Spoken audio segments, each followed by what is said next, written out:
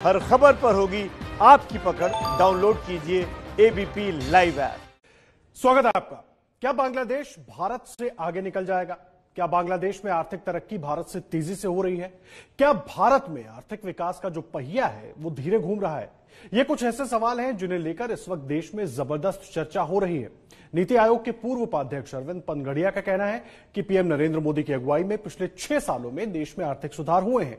उनकी तुलना पूर्व पीएम नरसिम्हा राव के कार्यकाल में हुए आर्थिक सुधारों से की जा सकती है, लेकिन सवाल है कि इन सुधारों में इतनी देर क्यों हुई?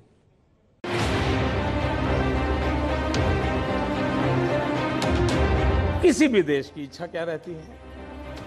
विकास करना हो तो क्या इकोनॉमिकल सिस्टम हमारी साउंड हो, सरप्लस बजट हो, एक्सपोर्ट अच्छा हो, पर कैपिटा इनकम ठीक हो, इंफ्रास्ट्रक्चर में बिजली पानी सड़क मिल रहा है। यही से क्या आसपास होता है। ये बाय एंड लार्ज हर जगह पे सुनने को मिलता है, लेकिन यहां से रुक करके हमारा देश हम नहीं चला सकते। ये अनिवार्य होने के बाद भी 2 कदम और आगे चलने का निर्णय अभी से करना है।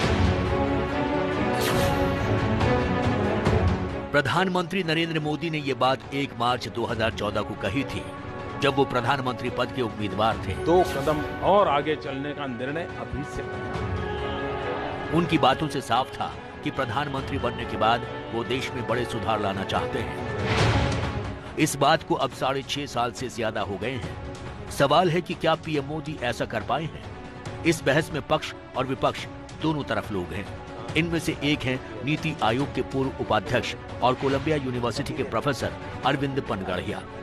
पनगड़िया का मानना है कि इस साल के मानसून सत्र के बाद पीएम मोदी ने ये पूरी तरह साबित कर दिया है कि वो देश में बड़े सुधार लाने वाले प्रधानमंत्रियों में से एक हैं। अरविंद पनगड़िया ने लिखा है कि नरेंद्र मोदी के रिकॉर्ड की बराबरी नरसिम्हा राव और अटल बिहारी वाजपेयी से की जा सकती है। मनमोहन सिंह के 10 साल के कार्यकाल से तो वो एक बड़े अंतर से आगे निकल चुके हैं। मोदी ने जो किया है वो खास तौर पर प्रभावशाली लगने लगता है जब हम इस तथ्य को ध्यान में रखते हैं कि उन्होंने जो सुधार किए हैं वो राजनीतिक रूप से पूर्ववर्ती सरकारों की तरफ से लागू किए गए सुधारों की तुलना में कहीं अधिक विवादास्पद है। उनके कुछ बड़े सुधारों की जरूरत लगभग 2 दशकों से महसूस हो रही थी, लेकिन सभी पूर्ववर्ती सरकारों ने उन्हें इस बहाने से दरकिनार कर दिया था कि उनके लिए कोई आम सहमति नहीं थी। प्रधानमंत्री नरेंद्र मोदी के लिए आर्थिक सुधार के बड़े फैसले लेना अपेक्षाकृत इसलिए भी आसान था क्योंकि उन्हें जो चुनावी बहुमत मिला वो बीते 30 सालों में किसी भी नेता को हासिल नहीं हो सका। प्रधानमंत्री ने कई बड़े सुधारों के फैसले लिए भी, लेकिन इस बात को लेकर भी सवाल उठते रहे कि आर्थिक विकास की रफ्तार तेज नहीं हो पाई। पूर्व वित्त मंत्री और कांग्रेस नेता पी चिदम्बरम का मानना है कि बिना विकास के आर्थिक सुधारों का कोई मतलब नहीं है। उनका कहना है कि मेरे विचार में पीएम मोदी एक सतर्क नेता हैं जो घोर पूंजीवादी के प्रति एक मजबूत पूर्वाग्रह रखते हैं। वो पर्याप्त एकाधिकार का समर्थन करते हैं। अगर वो वास्तविक साहसिक सुधार करना चाहते हैं वो ऐसा कर सकते हैं क्योंकि उनके पास लोकसभा में पूर्ण बहुमत है, जो नरसिम्हा राव और मनमोहन सिंह के पास नहीं था। तो उन चीजों की लिस्ट बनाई जा सकती है, लेकिन आर्थिक सुधारों का सबसे बड़ा टेस्ट यही है कि क्या ये सुधार देश की विकास दर को बढ़ा सकते हैं या नहीं। इस मानक के हिसाब से मनमोहन सिंह बहुत बड़े सुधारक थे, इसलिए मोदी अपने आप को बड़े आर्थिक सुधारकों की लिस्ट में शामिल करने से पहले विकास दर को आगे बढ़ाएं। मोदी के आर्थिक सुधारों के दावे पर सवाल इसलिए उठ रहे हैं क्योंकि हाल ही में आईएमएफ यानी अंतर्राष्ट्रीय मुद्रा कोष के अनुमान के मुताबिक 2020 में एक औसत बांग्लादेशी नागरिक की प्रति व्यक्ति आय एक औसत भारतीय नागरिक की प्रति व्यक्ति आय से ज्यादा होगी। आईएमएफ के मुताबिक साल 2020 में बांग्लादेश की प्रति व्यक्ति जीडीपी 4% बढ़कर $1,888 होने की उम्मीद है, जबकि भारत की प्रति व्यक्ति जीडीपी 10.3% घटकर $1,877 रहने की उम्मीद है, जो पिछले 4 वर्षों में सबसे कम है। आईएमएफ ने अनुमान जताया है कि इस साल भारत की जीडीपी में 10.3% की गिरावट आ सकती है। सवाल यह है कि क्या बांग्लादेश और भारत की अर्थव्यवस्था की तुलना की जा सकती है, क्योंकि भारत की जनसंख्या बांग्लादेश के मुकाबले 8 गुना ज्यादा है। भारत की अर्थव्यवस्था भी बांग्लादेश से 10 गुना बड़ी है। इंडिया और बांग्लादेश को हम एक पैरामीटर पे तो कंपैरिजन कुछ हद तक जायज बनता है। वो पैरामीटर ये है कि वो हमारे नेबर हैं, बॉर्डर हम उनके साथ शेयर करते हैं, लेकिन कुछ और पैरामीटर्स देखे जाएं तो उनकी पॉपुलेशन हमारे मुकाबले में बहुत कम है। हमारी इकोनॉमी तो आजकल या तो 5th लार्जेस्ट या 6th लार्जेस्ट इकोनॉमी है। ओवरऑल बेसिस पे देखा जाए तो पूरी तरह हम उनके साथ कंपेयर करना सही नहीं है। दरअसल इस साल अप्रैल से जून की पहली तिमाही में भारत की जीडीपी के आंकड़े लॉकडाउन की वजह से बुरी तरह प्रभावित हुए हैं।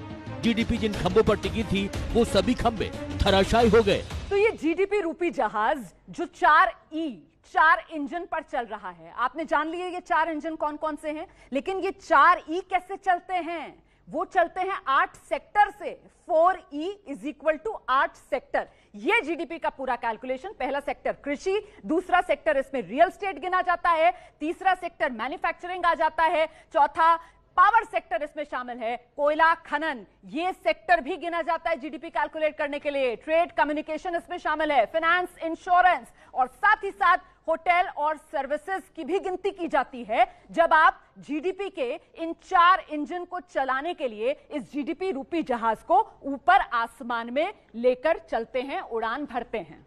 तो देखिए, आपको समझाने के लिए, ग्राफिकल रिप्रेजेंटेशन के लिए मैं इस जीडीपी का ये जो जहाज है इसके कॉकपिट में पहुंच गई हूं और साल दर साल इसका हाल क्या हुआ है जरा ये समझिए। शुरुआत कर लेते हैं जरा साल 2016। जीडीपी का आंकड़ा 8%, 17 में देखिए जरा सा टर्बुलेंस स्टार्ट हुआ 7%, मतलब नीचे की तरफ ये जा रहा है। 18 में 6% पर पहुंचा और नीचे की तरफ जाते हुए हवाई यात्रा आपने की होगी, आप समझ पा रहे होंगे इस वक्त किस तरीके की स्थिति बनी हुई है। 19 में 4% और 20 की तिमाही में देखिए क्रैश, ये -24% के करीब पहुंच गया जीडीपी रूपी जहाज, हो गया क्रैश, हो गया जमींदोज। मोदी राज में बांग्लादेश और भारत के बीच आर्थिक मोर्चे पर तुलना के लिए हमने अरविंद पानागड़िया द्वारा सुझाए गए 5 बड़े आर्थिक सुधारों को पैमाना बनाते हुए हर सुधार का विश्लेषण किया और हकीकत जानने की कोशिश की।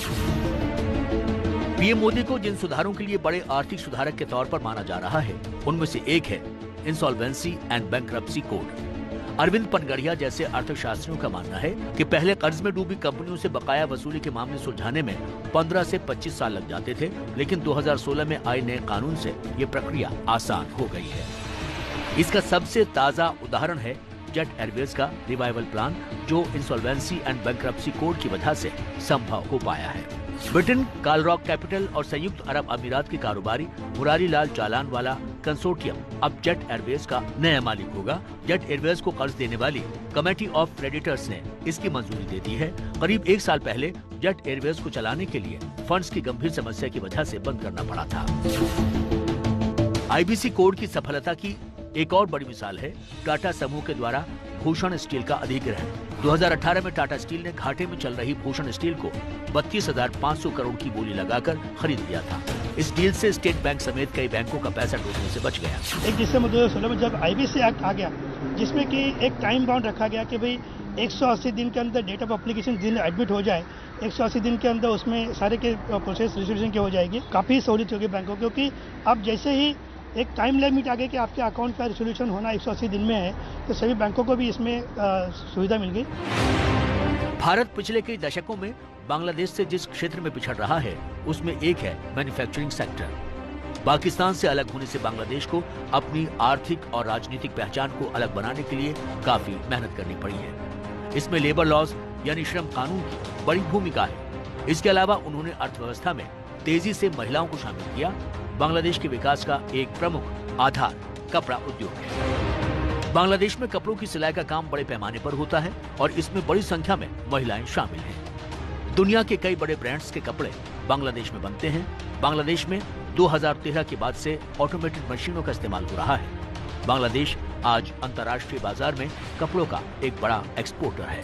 बांग्लादेश का जो ग्रोथ मॉडल है उसको एनालाइज किया जाना चाहिए। भारत में मैन्युफैक्चरिंग को लेके काफी अच्छी पॉलिसीज और प्लान बनाए हैं। हमें उनका इम्प्लीमेंटेशन जो है बहुत बढ़िया तरीके से करना होगा। हर मिनिस्ट्री, हर डिपार्टमेंट, हर ऑफिस जो भी कनेक्टेड है इकोनॉमी के साथ, मैन्युफैक्चरिंग की ग्रोथ के साथ, उनको टाइम बाउंड टारगेट देने चाहिए। मोदी सरकार ने भी अब उद्योग को बढ़ाने के लिए श्रम कानून में बदलाव किया है।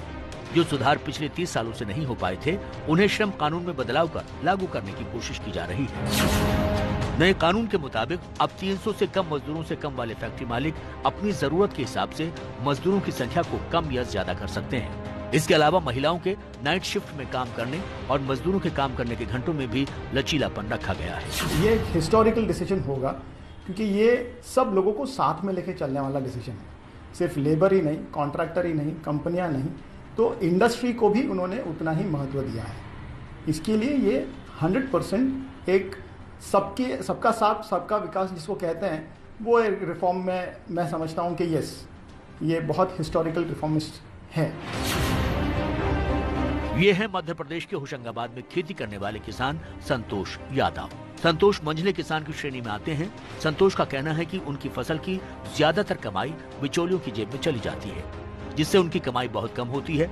लेकिन अब कृषि कानूनों में बदलाव की वजह से किसानों को दूसरे राज्य में फसल बेचने की इजाजत मिल गई है। संतोष को लगता है कि नए कानून से उन्हें ज्यादा लाभ मिल सकेगा। किसान बिल जो पास किया सर गवर्नमेंट ने, उससे हम किसानों को काफी फायदा होगा उससे, क्योंकि हमारा जो माल है उसको कहीं भी जहां उचित दाम रहेगा वहां हम बेच सकेंगे। तो इसमें क्या है, व्यापारियों की मनमानी नहीं चल पाएगी इससे, तो किसानों के हित में, काफी हित में।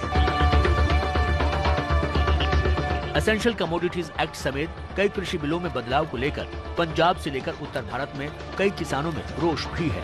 कई किसान इन बदलावों से खुश नहीं है।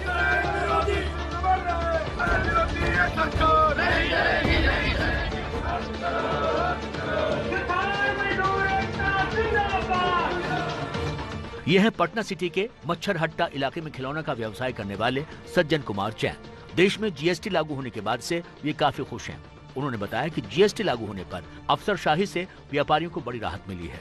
1-2 साल के अंदर जो व्यापार में क्रांति आएगी, पूरा हिंदुस्तान में बहुत बड़ा फर्क पड़ गया। जीएसटी से हम बहुत खुश हैं। सबसे बड़ा ये है कि आज हमको किसी ढंग का दोहन का सामना नहीं करना पड़ता। जब कोई भी नई व्यवस्था इस तरह से इतने बड़े स्तर पे की जाती है और प्रयोग और रिफॉर्म्स लाए जाते हैं, तो उसके शुरू में कुछ अड़चने आती हैं। आपने देखा होगा शुरुआत में जब आया तो क्योंकि बहुत चीजें कंप्यूटर और टेक्नोलॉजी से जुड़ी चीजें थी, उस तरह की समस्याएं हैं। इस तरीके की चीजें धीरे धीरे आपको ऐसा लग रहा है या ऐसा समाज को लग रहा है या सरकार को लग रही, तो उसको धीरे धीरे सुधार वो करती है। ऐसा नहीं है कि कारोबार और उद्योगों के लिए जरूरी सभी बड़े सुधार कर लिए गए हैं। जिन बड़े सुधारों की अब भी जरूरत है उनमें अहम है भूमि अधिग्रहण का मामला। जानकारों का मानना है कि मोदी सरकार भूमि अधिग्रहण के कानून और प्रावधानों में बड़े बदलाव और सुधार करने से परहेज कर रही है।